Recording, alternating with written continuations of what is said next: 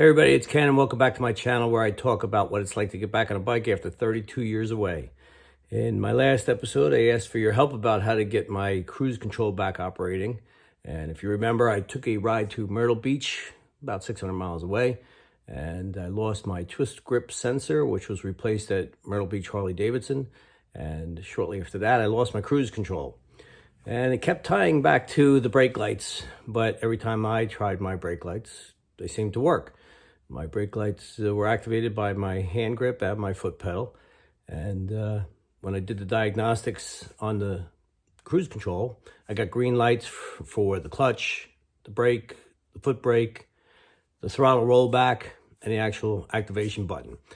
So it didn't seem right, but all the research I was doing kept telling me probably the brake light switch, which I looked into and I was like, I could probably do that, but let me take it to a guy local and see what he says, because I'm not getting that deactivation of the brake light where it just stays on all the time. It's staying active the whole time.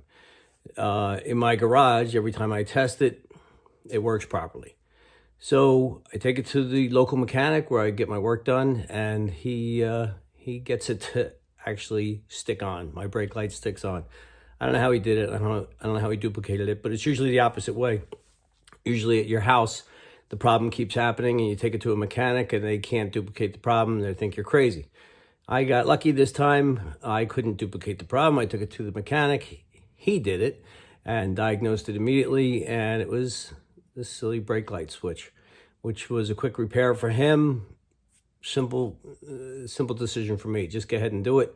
He drained and bled my brake lines and was able to make the replacement really quick. Great guy down in South Jersey here. If you're wondering where I've been sick. Lots of family things going on. You know, that's how I am, family first. And then sick on top of that. Still not 100%, but the bike is back to 100% now, and I've been riding it. I just haven't had a chance to make any videos because, like I said, a lot of family things going on, a lot of heavy stuff going on in the family we had to take care of, be there for each other. And now sick. It is what it is. So thanks again for watching, and I'm going to show you that switch real quick that was replaced. And other than that, good to know the cruise control is back up and running. All right, so the port that was giving me the problem was the brake light switch, which is down just below the transmission and behind the exhaust pipe. But quick repair, and the mechanic bled the brake lines and actually put all brand new fluid in, so that was a good thing for me. Very excited that I'm back up and running 100%.